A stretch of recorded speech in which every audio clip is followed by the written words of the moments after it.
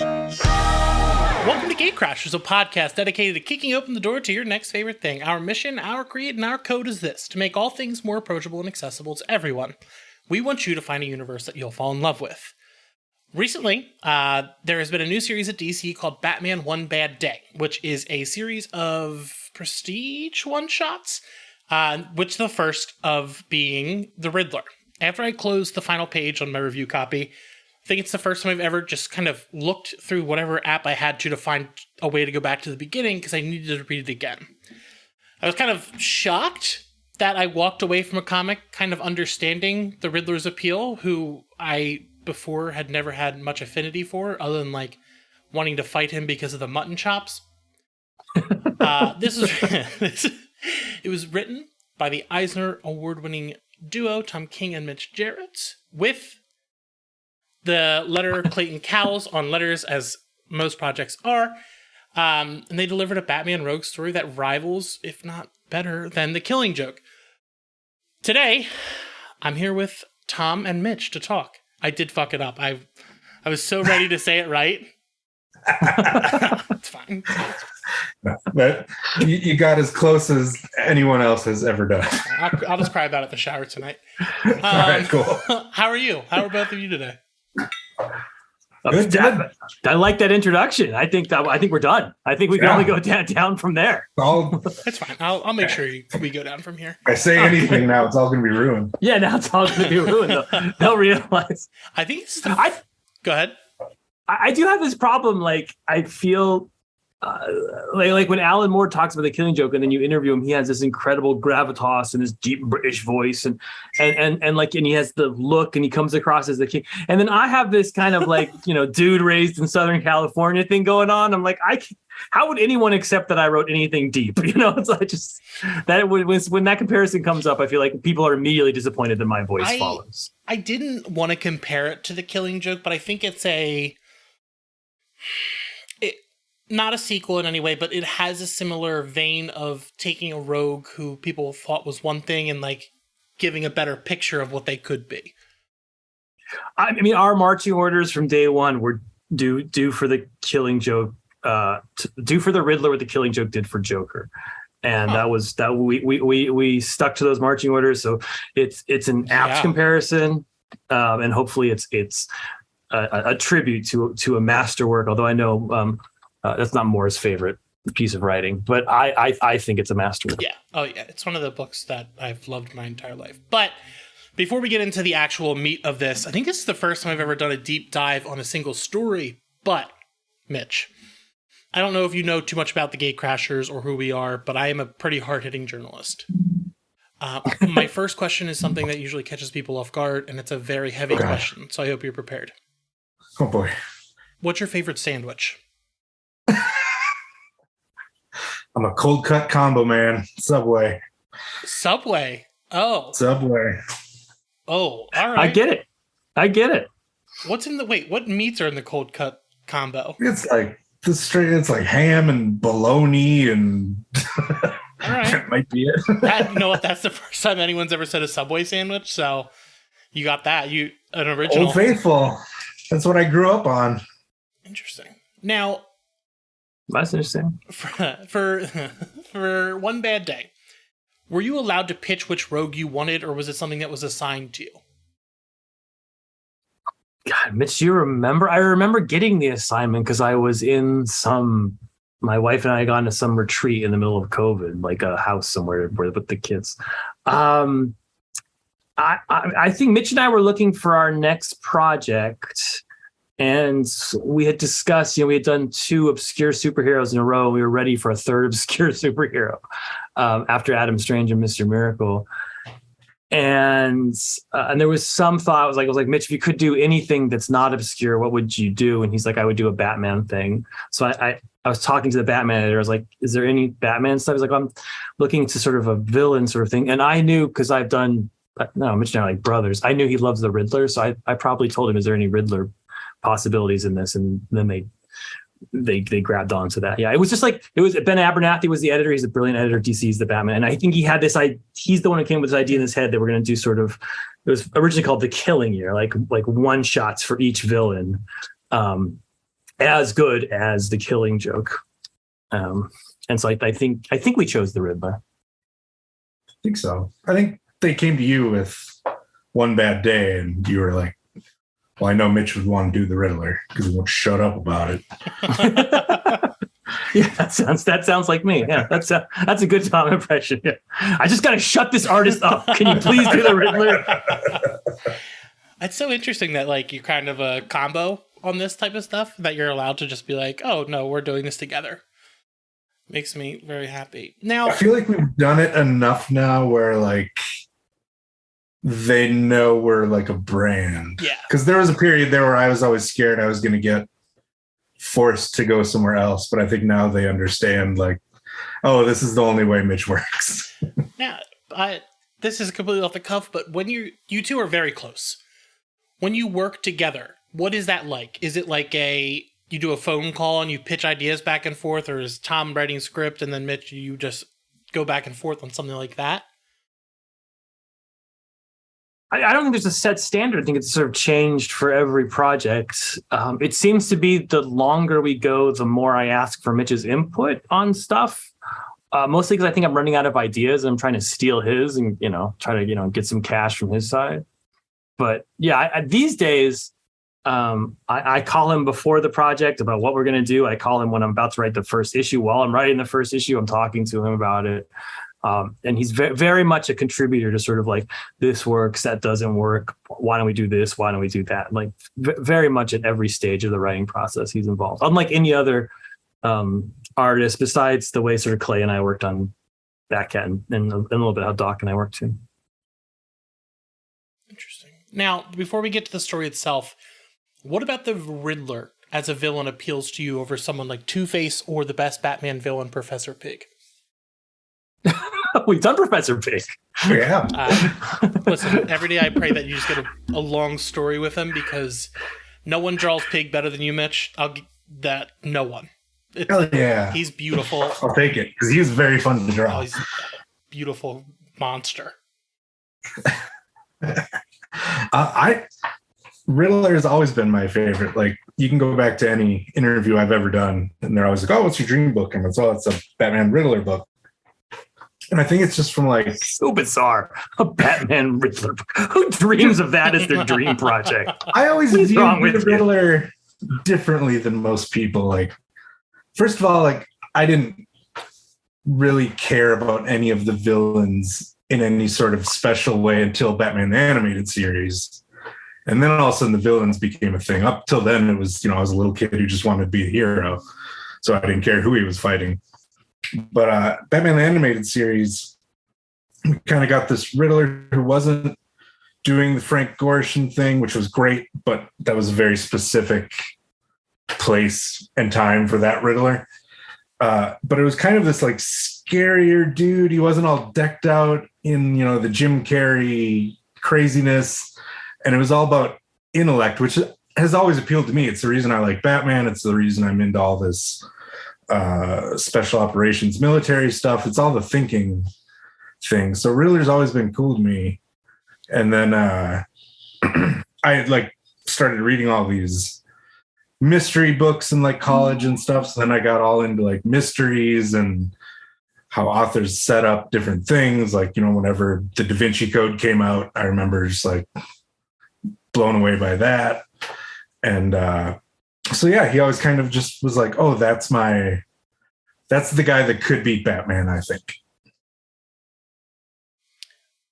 Yeah, and that's insane. So the Riddler. Who's your favorite? It was obviously Tweedledee and Tweedledum. Come on, they finish each other's sentences. Fair enough. Fair enough. No, I think the Riddler probably first came to my notice. Like Paul Dini did a great detective arc back in the day. It's most famous now for this issue where Robin's stuck in the Batmobile with Joker for a whole issue.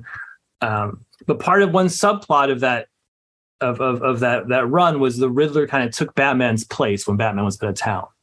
Was like he was as smart a detective as Batman was, and I think that sort of had the kernel in my head that what makes Riddler awesome is that he's super intelligent, because that's what makes Batman awesome. In the same way, Bane appealed to me as someone who has sort of incredible willpower, like Batman has willpower. That the two of them could be matched, like Mitch said, intellect to intellect, I think made him interesting to me. And also there was just a lot to explore because, the Riddler's been around for a long time. He's a very famous character. He's probably, every house in America probably knows who the Riddler is, but he hasn't had any great, really incredible stories. There've been some good ones. Neil Gaiman wrote a Riddler short back in the day, which is really good. But so there was a lot, unlike the Joker, where there's just, brilliance everywhere. And there's just like these brilliant Joker. There was a lot of room to run with the Riddler, because every Riddler story at this point was basically the same. He sets up some elaborate trap.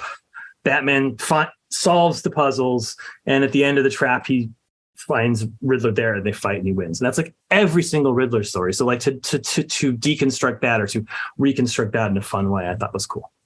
I love that. Now, Mitch, you did all of the art on this, and you do that for most of your projects.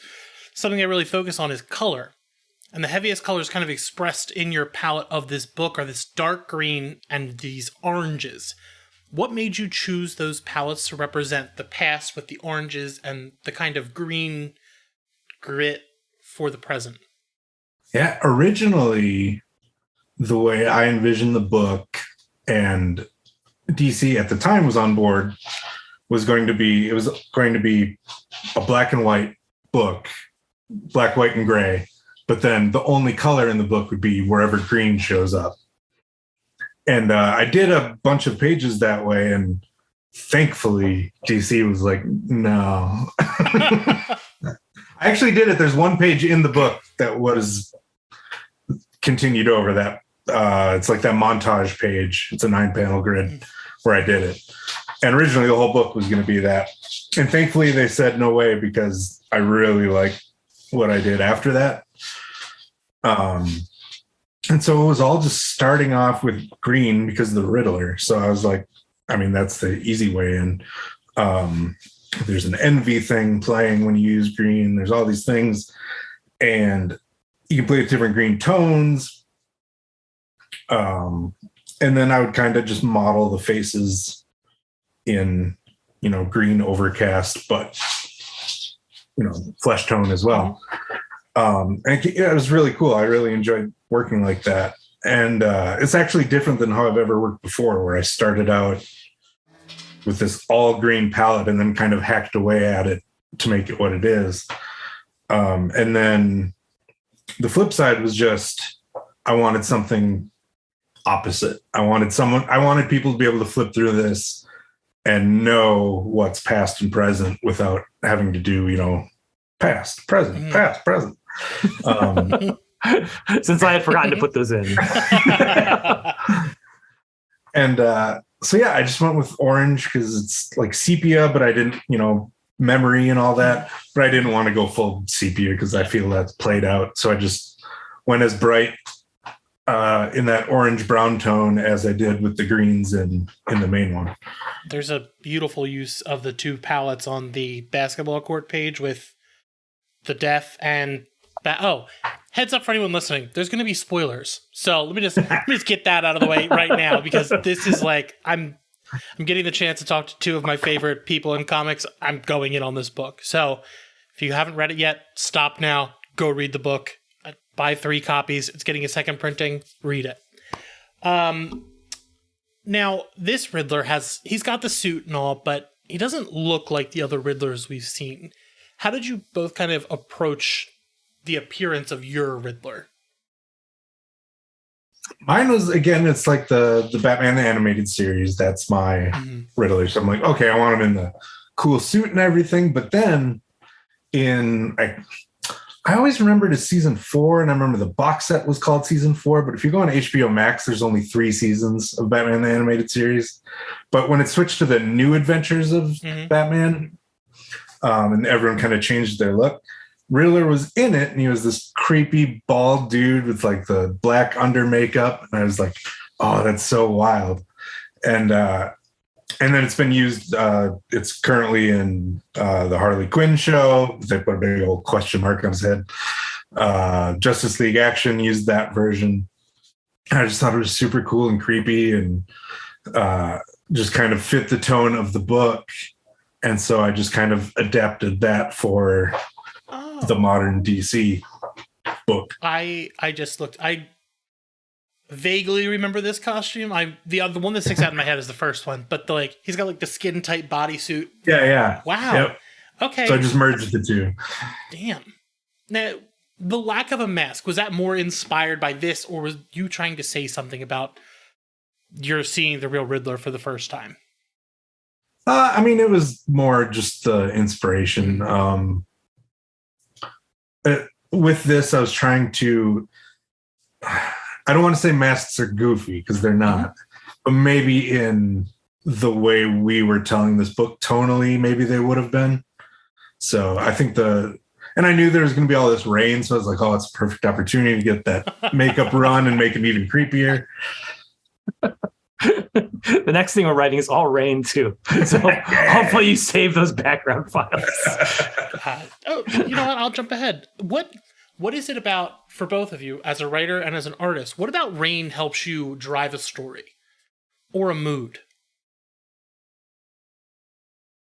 I mean, I went to Gotham City is just New York at night. I mean, it was built that way, or maybe a little bit New Jersey, but I mean, it was made by New Yorkers to look like New York. That's who the comic creators who made it were, and of course DC Comics was headquartered in New York for most of its 80 years.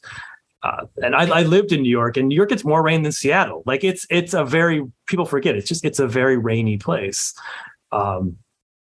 And so for me to get that sort of, I mean, there's no other way to get the real misery of a New York evening in like February or January, when you're just walking out and the rain won't stop, and you're just looking around, you can smell the garbage off everything, and it makes everything a little just more miserable. And that's what Gotham is. It's New York, but a little bit more miserable. So I was just visioning Gotham is constantly got this thin layer of oil on everything. Yes. You don't know what kind of oil it is. That sounds terrible. That sounds just like a terrible place. And no one ever thinks... In Gotham Year One, it's constantly raining too. I'm doing a lot of rain. It really is. The city has to smell. It has to be just not a fun place to be. Yeah. It's got to be raining and humid and all these things that just make you ugh. No, it's got to be an insanely fun place to be. That's my take on it, right? Because who would live there if it wasn't, right? If it was just, there must be some upside to Gotham, or else everyone would just retreat. The real estate, I'm sure the cost of living is real low. Probably low. Yeah, the rent is much better than in Philly.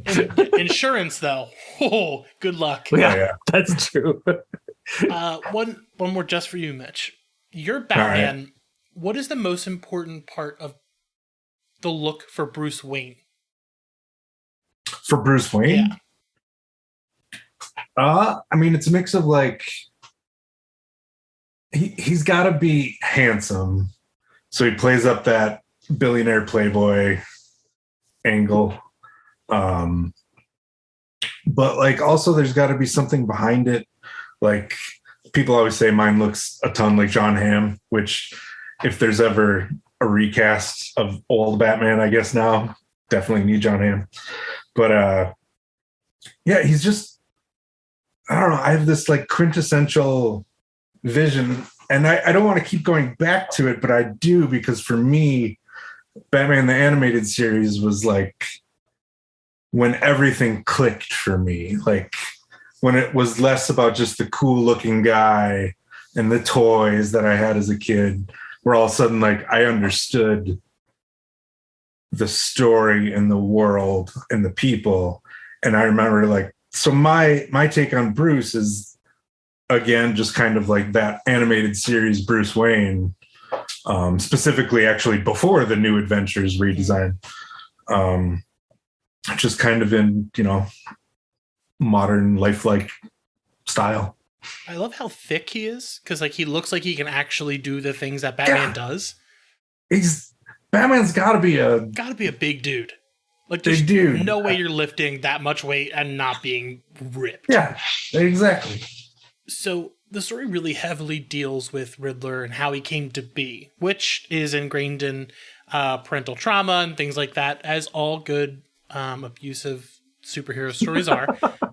What we try? Yeah, what made you want his father to be a headmaster of a prestigious school instead of just a nobody? I mean, so Riddler's origin story was really lame. No offense to people who came up with it, but it was one of those things where I didn't even. I mean, I've been deep into comics for 30 years, and I was like, what is Riddler's origin story? Like, everybody knows Joker fell into a vat and Two-Face had the thing thrown in his face. I was like, what is? And I was like looking it up. I was like, Riddler once cheated on a test and he got caught, so he became the Riddler. And I was like, no. There must be some. There must be something deeper and darker than this. You must have fallen into a vat of question marks or something. But that was it. And I was like, oh man, that's super lame origin story. I was like, but that's almost kind of a gift, because then you're like, okay, so he's someone who cheated on a test and then he became the Riddler. I was like, what kind of person, if they just cheated on a test and got caught, would drive them that insane, right? Like, so then you're like asking those questions of yourself, like how much pressure must there be on you to get that test right, that you would cheat, that you would get that mad at being caught, but that you would also risk cheating on it. And then that sort of leads you to the next story. It's like, oh, there must have been parental pressure. I was born, my mother was the type of person I was really good at school, and I would get my report card back and it'd be like A and like A minus, and I was like, what the fuck happened here? Like that was how I was raised. So I was like, okay, I'm going to channel some of sort of that part of my history, sort of the pressure, and then you ask yourself sort of, and then you get to get into the idea of the person pressuring him. Why are they pressuring him so hard? And that's when ideas of sort of class, and a headmaster is an interesting person in a school because they're in charge of the school, they're in charge of the honors of raising sort of super rich fancy people, but they're not always super fancy rich themselves, because super fancy rich people become doctors and lawyers and Wall Street people. They don't become headmasters. So there's an interesting class difference there, where sort of like they're not from the class they're creating. So that's kind of where I got it from. So along with that, Riddler's mother comes from a very different class, if you will. I think that weighs heavily on the character, but Riddler chooses to kill his mother, but he doesn't kill his father. Do you think deep down somewhere that is more of him proving himself to not be the idiot that his father believes he is? I mean, I had big debates over the why he killed his mother question, as opposed to killing his father, which obviously he could easily do. And to me, the answer came down to he does not know why he killed his mother. He's the smartest person on the planet. He understands every single thing. And then he commits this crime where his mother's in the middle, sort of like, okay, here's you've never known me. This is the reason your father was crazy. This is the reason I wasn't there for you. And she's about to present him with an answer, and he kills her before getting the answer. And he he can't solve that riddle in himself, why he makes that move.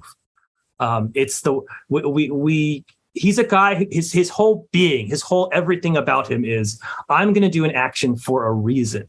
I'm going to I'm going to kill this guy because it's a puzzle and Batman's going to solve it. Everything I do can be solved. And when he finally breaks with that and does something that he can't solve in himself, that finally breaks him from this sort of curse in himself, this idea that everything is a puzzle that can be sort of put together. And he realizes, I'm a more complicated human being than a puzzle. And that's sort of that moment. Wow. If that makes sense. That's a little heavy, but no big deal. Well, it's heavy to kill your own mother. Yeah, that's sort of a big deal. Yeah. So in that scene, when we see Batman find her body, there is a painting of what I assume to be Mary and Jesus above her. Was there any particular reason you used that imagery in that scene, Mitch? It was in the script. So, Tom, what was there a particular reason for that juxtaposition? Is that right? Yeah. I think there was some sense because she was a sex worker. She was a professional, and I was very conscious of, I don't want people to think, oh, she's a sex worker, so I dislike this character. I feel like It's a little religious, but like obviously Jesus hung out with he hung out with prostitutes. He hung out with, and he said, your life is just as important as anyone else's life. You can be a follower of mine. You can be just a prostitute. Can be just is equal in my eyes to a king, if not harder, if not better. And so I very much was conscious of saying she's made choices in her life. But that doesn't make her a lesser person. Just like, so I was trying to invoke kind of that feeling, so that we didn't sort of be like, ugh, she's yucky, she deserves to die. That kind of fucking shit I don't like. I wanted to say like, she has worth, she has religion, just, in that kind of, to get to respect her. That's a very interesting use of the imagery. Now, what we see is Eddie has this, I would describe him as like a mentor / antagonist in his schooling years with Professor Yellen. Where did this kind of character come from? Because like he wants the best, but actually creates the worst. I was raised. I'm in my 40s, and if you're of my age, you were raised on 1,000 different movies, of which Dead Poet Society is the height, but certainly not the singular one, because there were TV movies like this, there were TV shows like this, where like. A bunch of kids have a tough home life, but they go to school and there's a teacher who raps with them and talks to them on their level. And suddenly now I love learning, and it was almost just like a daily cliche that you never actually saw in real life. But every time you turn on the TV, there was the cool teacher who understood what it was like to be, Mr. Cooper, who understood what it's like. And even though your parent is strict, I'm going to be the one who hugs you and shows you the sensitive side. And I wanted to sort of play with that cliche and how that can become tiresome and even hurtful if you don't sort of understand the actual pain that you're dealing with. And then here was a good guy trying to do good and still stumbled onto an evil he didn't understand, which is almost the story of all Batman victims. Yeah. So I remember when Tom was writing it, he like wrote me on the thread or whatever, and he's like, all right, so imagine Dead Poet Society where everything goes wrong. I was like, hell yeah. Mitch, was that like mentor role what influenced how this character looked? Because like when I look at him, he looks like the perfect professor mentor character that I've ever seen. It's at the time I was watching a ton of Stranger Things. And there's that one teacher there with the mustache and the kind of combed over hair and stuff, but he's like really friendly to everyone. I kind of always loved that character because you see him at first and you think, oh, this is going to be, the biology teacher who's just kind of a stick in the mud and always yelling at him. But like he actually turns out to be this really kind character that shows up a few times. And so that's just kind of where I got that inspiration. And then obviously there's some Robin Williams in there, and yeah. Interesting. I kept looking at him and I kept seeing Kurt Vonnegut's face, but those are all very interesting. Maybe that's projecting. Now, you're both parents. How do you, as people, know when it's time to stop trying to teach a lesson and realize that, like, maybe you should back off? I wish someone would tell me. You're welcome. I was just having this exact. My daughter downstairs lost her glasses and was having a total freak out. And I was like, don't worry, it's just a pair of glasses. Like we're gonna buy a new one. She's like, and you have this like I should tell her like, oh, you lost your glass. Like when I was a kid, if I lost my glasses, I'd be grounded for a month. I'd lose Christmas presents.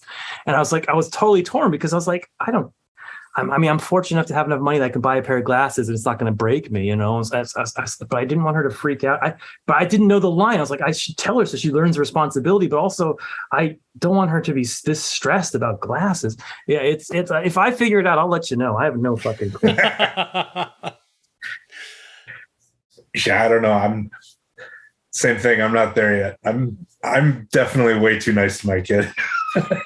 Listen, that's interesting to hear. I was just kind of... We go to a store and Dad will buy him something. That's in the book though. Like there's the whole conversation. I mean, that's all based on my daughter. My daughter plays soccer, and every day she says, "Oh, I hate practice. I hate going." And then she goes to the game and she has a ton of fun. And my wife and I are like, "Are we making her do this, or does she enjoy?" We have no idea. I mean, parenting is much more mysterious than I thought it would be starting out. I was so you curious just try to do where your that best to came be from, friendly. but good to know, because I was like, these feel real. Like the stories of the mother and father going back and forth. Mitch, I love that your camera zooms in so I can see the cat. Thank you, Apple. Now, from a fun anecdote to Back to the Darkness, Eddie makes a bet with Film Freak, who's just like I would say, Z-list character that ends up making him commit suicide. But his request for his burial is so detailed and outlandish. I have to ask, are you okay? Where did this come from? Because it is maybe the best horror I've read in a Batman comic, because I was like, oh, this dude wants to be chopped up and brought to a theater. That's fun. That wasn't in the original script. In the original script, it was supposed to be Calendar Man. And but I got a note saying that this, because I thought this would be kind of a special one shot. I'm like, no, this is in continuity, so you can't just kill off Calendar Man. Wait, what? Yeah. So then we had to pick sort of a different one. So I chose Film Freak. This is in continuity? The whole series is in continuity, as far as I've been told by DC. So we switched to and I'm sure I had, so there's all that happens on a splash, and I had a great picture in my head for a splash, and Mitch drew it much better than I even had in my head, of sort of the Batmobile going, going down a road, which doesn't sound so cool in my head, but when Mitch draws it, it's very cool. Beautiful. And sometimes on splash pages, I'm the king of just like putting 3 words on a splash page, but sometimes I like to put a few more words on a splash page just to make the eye linger longer on a beautiful image. So I added this sort of monologue. The point of the monologue was just to get you to live on that splash page for a little bit. Yeah. And the original monologue, I'm sure, was by Calendar Man, and then they're like, okay, Tom, switch this to Film Freak, and I was like, oh crap. So I probably wrote that in whatever 10 seconds or something. That was the first thing that came to my head. Oh, well, that's kind of messed up. I do like. You're paying your therapist well.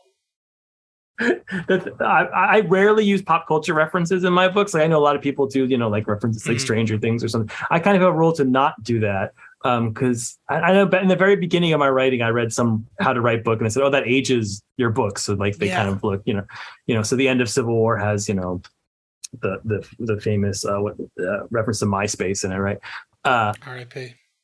To Film Freak and MySpace.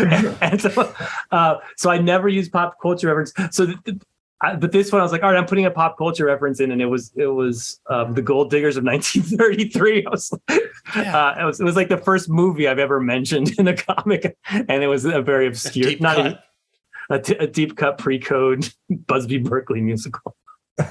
Mitch, with this page, you work physically, right? Like your art is done by hand. Like, are you working digital or on paper? It's all digital. Yeah. Wow. But you're drawing. You're not like you're constructing. Yeah. You have a pen in your hand. No, I just have an AI and I type in. Isn't that the cool future? Sentences, and then the AI just delivers the page. Perfection with the dead eyes. Yeah. Wow. So I don't want you to give away your secrets, but how do you seem to get your grit for a page like this? Because I don't know. I don't have the art words to describe it. Me no good art.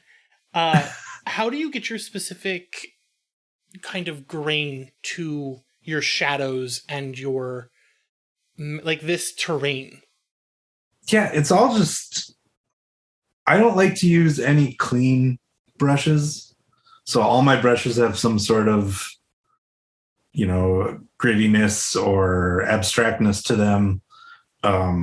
Because man, there's nothing worse in a comic than seeing like a pure line. You can just like, oh yeah, that's digital. Like my whole goal with digital is to make it look as traditional as possible. Yeah. So even my main figure line it's called Wet Pen. And but yeah, it's just, I am pretty formally trained on Photoshop from my graphic design days. And so like, I just know how to layer things and add texture and grain and all these things that get me that. It's all about getting the emotion and the feeling of the scene. Like, it's so fun. Like, this is why I would be terrible at being a traditional artist trying to sell pages, because like, I don't consider the page as like a piece of art by itself. It's all just about the scene and the storytelling for me. Interesting. So it's whatever I can do in that page to get it to feel the way I want it to feel, to go along with the story. Like you were saying about rain before, like I always try to add weather to my stuff because like it's such an easy and cool way to get a feeling and a tone across. Like in Strange Adventures, there's those winter scenes, and in this, it's all the rain and like the leaves going through, so you get that kind of, oh, it's this brisk fall air in the everything, and they're all wearing coats and all these little things you can do to just sell the scene. I for a very long time I thought it was all by hand because it all looks so like you've been slaving over this piece of paper for years. So it's, I mean, digital's incredible too. I just had no idea. I just never know I never can tell them apart for some points because like I don't know, because I'm not the one doing it. Yeah, well, especially now, it's real tough. There's so many tools. So I would say the basketball court scene with the orange, the past, is the first time we really see the Riddler come to life. Like we see him being born.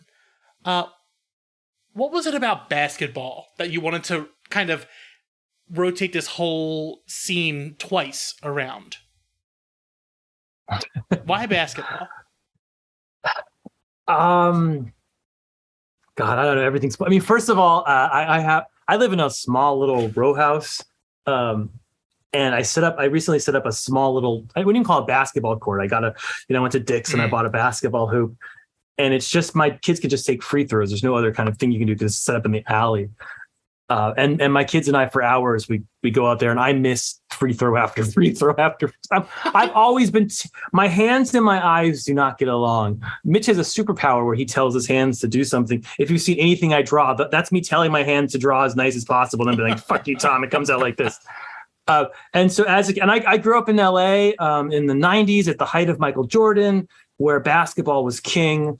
And before that it was Lakers. So like when I was a kid, every recess, every lunch, everyone played basketball, and I was terrible at it. But you still had to play, or else you just couldn't even like function socially. So I spent much of my childhood being shitty at basketball. So I think, but again, so to me, it was because he keeps missing the shots. That's what I like about the scene. Like he never actually gets a shot in. Like the thing Riddler's saying there, he's like, I'm not physically, like, you're Batman. You literally could win the fight with anybody in the world except maybe like 2 or 3 people, like Black Canary and Lady Shiva. I can't physically fight you. I can't even get a basketball and a hoop. But just with my words, just with the knowledge I have, I'm going to defeat you and walk away completely scot-free. You could have a nuclear weapon. You can be stronger. You can kick me. You can do whatever. But through how I talk to you, just through this monologue I give you, I'm going to defeat you. And so I think that was sort of the symbolism I was contracting. So now the scene first takes place when Yellen gets it, and then it comes back to Batman. But in the scene with Batman, you only see his face like once or twice towards the end. Was that purposeful, or was that just because he's cool and Batman looks better in the dark? No, for me, like, I love that idea of differentiating Batman and Bruce Wayne as different people, even though they're the same person. Mm-hmm. And then also I'm obsessed now with Batman as Gotham's cryptid. So it's this idea of when he's Batman, he's just that silhouette. He's this shadow that is just this intimidating form that's almost like anyone else but him probably assumes it's some sort of supernatural thing. And so I loved that and playing with that. And so my whole thing was anytime he was Batman, he was just going to be a walking shadow, basically, this like terrifying. I love that Cryptid creature. And then when he's Bruce Wayne, it's very like not happy, but fully formed person. And that leaves. And Go ahead. I think Mitch explained, again, this goes back to the collaboration. From the very beginning, when I talked to her, she's like, this is what I have, this idea of what Batman should be. He should be just this sort of shadow emerging from the dark, which we had begun in our Batman Black and White, I feel like. Yeah. And that triggered something in me where I spent 85 issues and plus 12 issues of, like basically 100 issues of comics, like humanizing Batman. So, he's hanging out with a dog, he's going on a date, he's having the sex. He's like very human, Having sex. He's just, he's like you and I, except he puts on a costume and beats people up at night. And now I feel like I've moved on to this other phase almost unconsciously. And I think it does come from Mitch, where I was like, now I do see him like Mitch, like a cryptid, like, instead of as a human, but as a sort of a force of nature that like sort of lives in Gotham as sort of just almost this embodiment of obsessive justice. Like that's the new Batman I've been writing lately. Yeah, it evolved through Killing Time, and now it sort of bloomed and. Listen, I love your run, but I really like what Batman's become with this cryptid kind of thing. Because there's a beautiful scene where you like see him and the city's behind him as he's dunking someone underwater.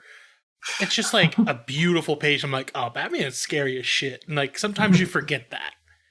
Yeah. I think the use of the darkness over the flesh of him is so interesting because it goes away at the end when the Riddler and him are face to face and the Riddler walks away.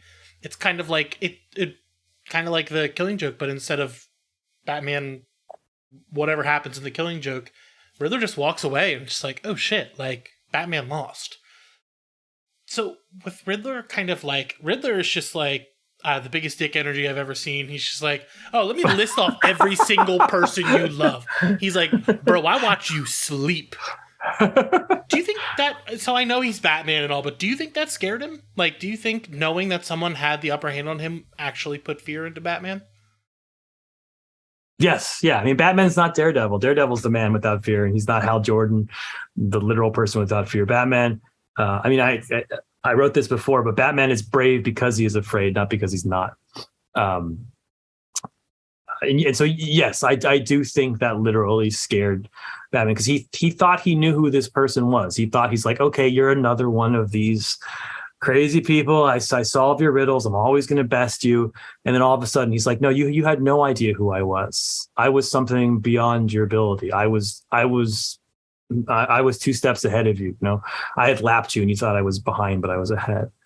And so, yes, I think that legitimately scared Batman to his utter core when he said, I know exactly where Dick sleeps. I know exactly where Barbara is. I know where Cassandra. I can go anytime I want. I can go in and kill any of them. And maybe I already have. Maybe there's a bomb in them. Maybe I already put a poison in their tea. You don't know.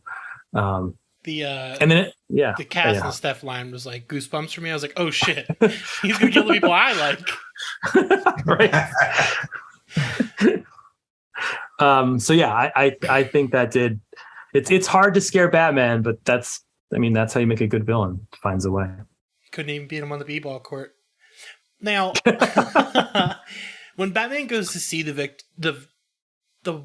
spouse of his verse victim from the story, Diane, she talks about their daughter playing soccer, which you clarified was based on you. But she says something that has stuck with me since I've read it. And she says, it's a game when you watch it, but when I have to play it, then it's just me. What does that mean for you? I think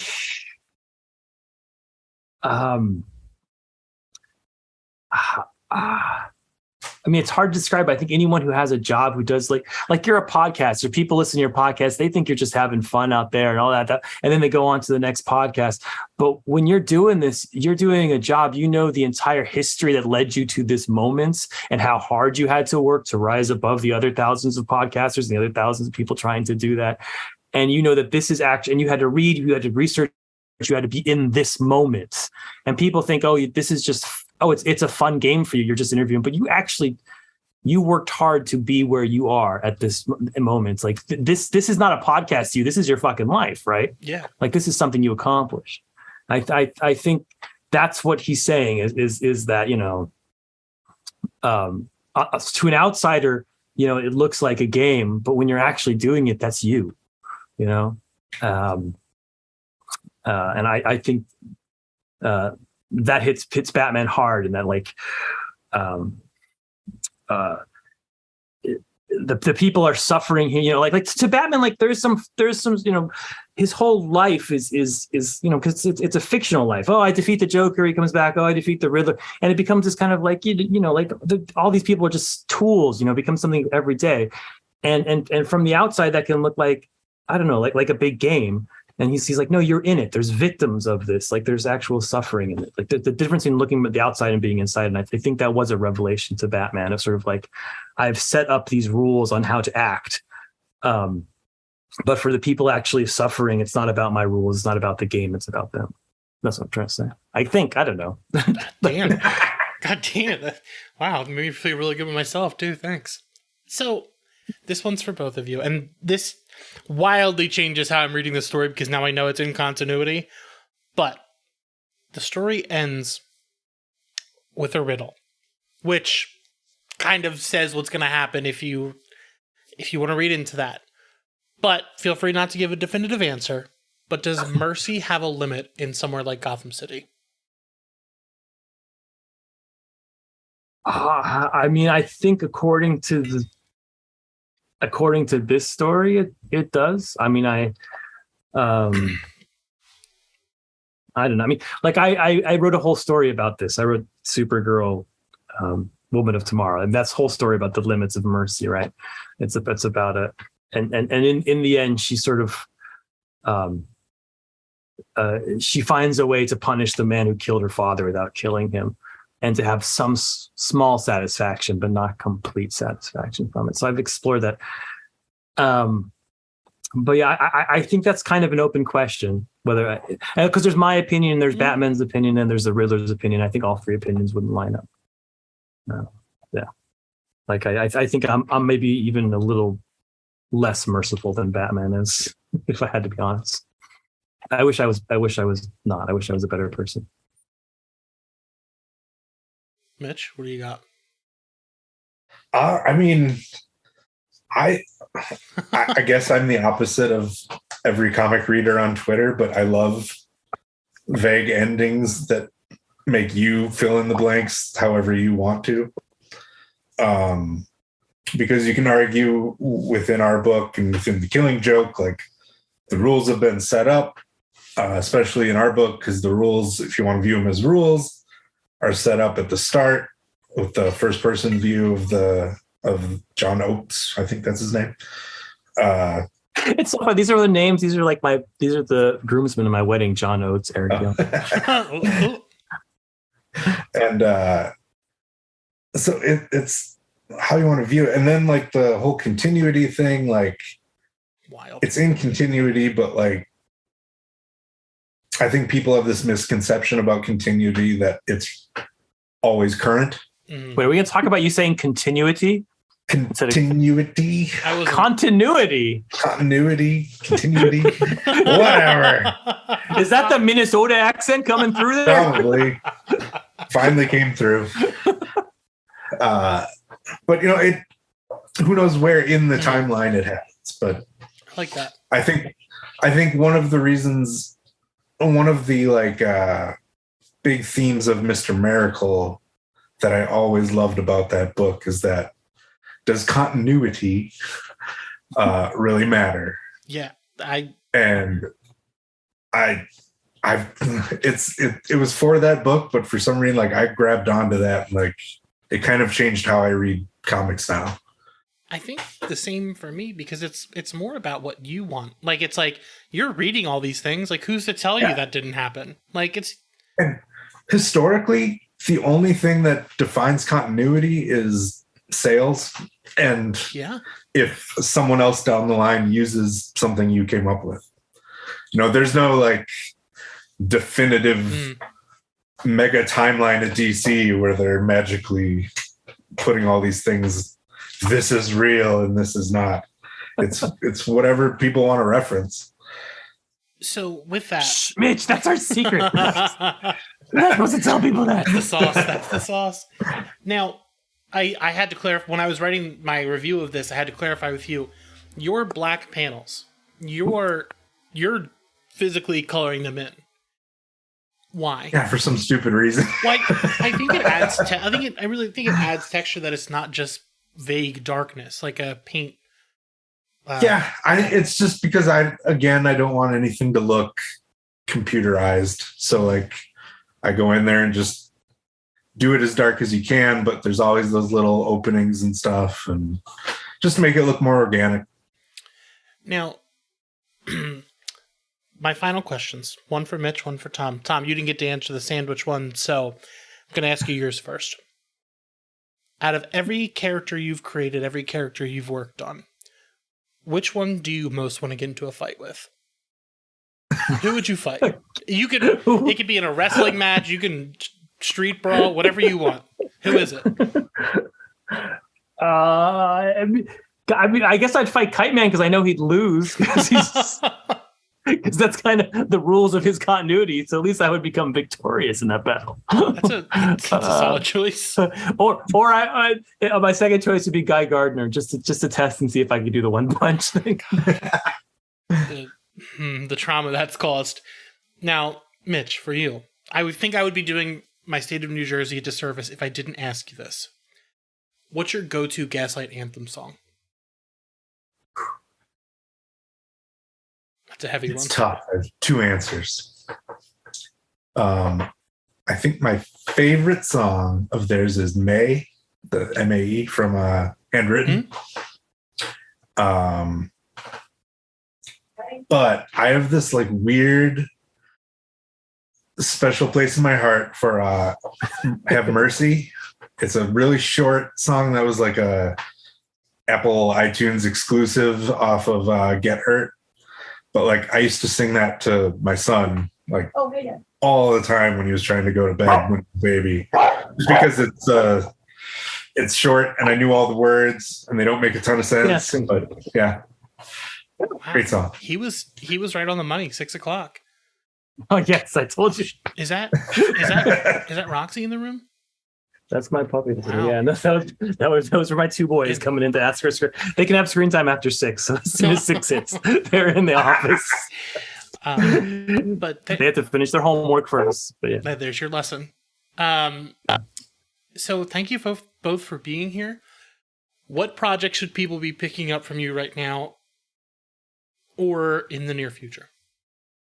Just keep picking up One Bad Day of the Riddler. Yeah, just keep get it for your friends. Yeah. There's a second printing coming out on the 28th. There's a 1 in 25 variant that's all foil and fancy. Is that the gray one with the blood on it? Yep. That cover fucks. I don't have any other words for it. It's incredible. It's so good. I agree with that. Please, One Bad Day. If you just buy that book, if it's we've gotten a lot of people who give it to their parents or give it to their brother or give it to people who haven't read comics in a long time. I remember my brother reading The Killing Joke. My brother's not a comic book fan back in the day. But that sort of, this is one of those books you can do that with. Mm-hmm. You can give it to someone who's never read a comic book and be like, here's a complete story that'll kind of show you what we can do. So it's a good book for strangers. I have a hardcover of Human Target coming out this week, and it's gorgeous with Greg Smallwood art and design. So if you haven't checked out that Eisner nominated and series, the hardcovers come out, so you can just order it from wherever you get your comics. Incredible. Can I tell you how much I say wherever you get your comics? I always sound like I'm goddamn selling drugs or something. I don't fucking say So worse. I was doing that for Wherever you get your comics. I did that for a long time with the show, but I was like, why not just so Third Eye is my shop. So I'm like, hey, if you don't know where to get comics, go to thirdeye.com. They're the only people I trust. I'm not sponsored. I just know they're going to treat you right. Third Eye is my shop. How do we go to the same shop? You're all the way in Philly? You come down to Annapolis? I grew up on the Eastern Shore on Conn Island. So okay. I have been with Third Eye since he was Green Alien, like when he first bought into it, since I was a child. So I literally tell people that Steve and Trish raised me, because my comic, the reason I love Garth Ennis as much as I do is because of Steve. So, if anyone, I will endorse that. Yeah, don't buy them. Don't buy them in any comics. Just get them from Third Eye. Yes, so that's my local comic book shop. It's 45 minutes away, but I still drive to it because it's just brilliant. They just opened a College Park, which is a lot closer. They did. They're the only shop that I trust that if I ever send somebody there, they're going to have a really good experience because they're the best people out there. For sure. Love Everlasting is coming out from Image in print now. In print now, yeah. We just the issue number 2 just launched, and 3 will be out next month, then 4, then 5. Apparently, the numbers just keep going up. Yeah, as long as you keep writing them, I think that's how it works. Other than that, you can find us at gatecrashers.fan. I don't know how I always forget my website. Gatecrashers Pod on all social media, and you can catch us next week. Thanks for being here. Thank you. Thank you for having us. It's such a joy. You rock, man. Gatecrashers.